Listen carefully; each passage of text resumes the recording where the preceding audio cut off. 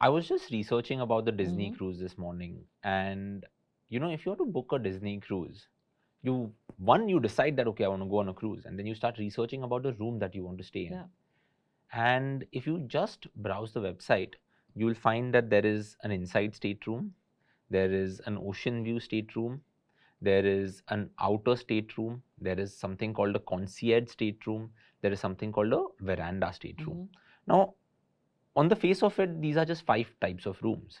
But as I dug deeper, the website tells you that in the inside stateroom, which means that there is no balcony, there is no window, there's just one hole that you can look Mm-hmm. out from. You have something that is a standard and a deluxe. Mm-hmm. Then if you look at the ocean view room, you have an ocean view room with a veranda, Yeah. without a veranda. You have rooms on the upper deck which face inward, which means you're looking Into inside the it. atrium of the ship, right? Then you have something called the suite, but the suite comes with a concierge. Mm-hmm.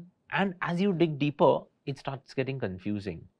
So instead of talking about the cruise liners or the major cruise liners of the world, which would have been an apt start to the podcast, I would say let's talk about how accommodation or how do the rooms work on a cruise. So if someone is looking at the Disney cruise liner, what are some of the things that you would want them to be mindful of? Because here, it's not only about the price. Your holiday depends on the room that you pick, right? And we have heard of disasters in the past. So tell me a little bit about this. Yeah, sure, Neil. I think I'm so glad you started with this because I've heard this statement a lot of times from everyone that I don't care about the room, even whether it's cruise or even when they're Yeah. selecting hotels, it doesn't matter because we're going to be out all day.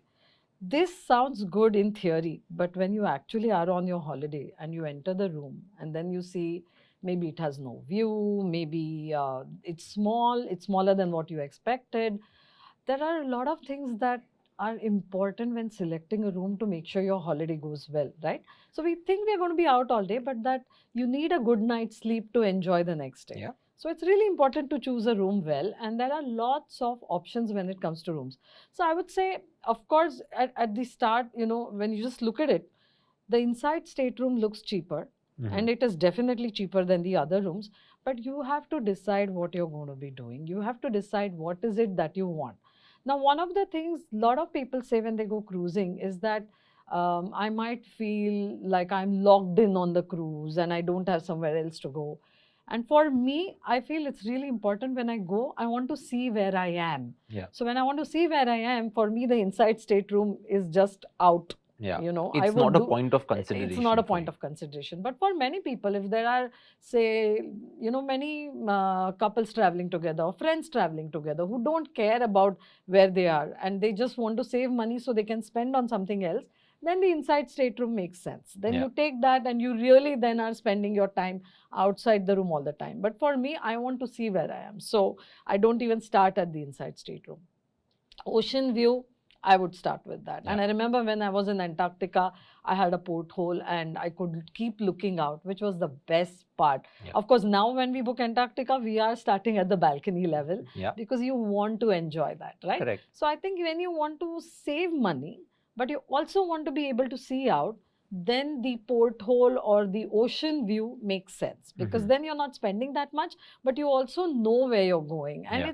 it's fun to see the cruise leaving the port, coming into the port. All of that is also fun. Plus, maybe you see some, sea life when you're traveling, or you see other things when you're on the cruise, and it just brings in more light into the room. So definitely, ocean view is good. If you want some more space, you want to be out on the deck, or you enjoy a morning cup without having to go to the restaurant, you want to have your tea or something like that, then the balcony room is the best because it gives you that space to go out. Also, like anywhere else, the cruise cabins are going to be smaller than a hotel room, right? For the larger Usually, for the cruise larger liners, yeah. cruise liners. So, having that balcony and being able to keep that window open will always give you that sense that the room is larger and it just gives you more space. Yeah. Now, if you're a multi generational family, you can also request for cabins which are interconnecting. Some of the cruise liners do have that option as well, right? Or you can choose a suite room, or you can, like, there are so many cruise liners with bigger rooms, suite rooms.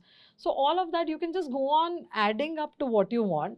The concierge level is another level altogether. You will have a dedicated butler, and this is true of many other cruise liners as well. They will have different names for it, but it basically means there's a person at your beck and call. You just have to press a bell, and they will bring you whatever you want. You don't have Yeah. to go looking. They will plan your excursions.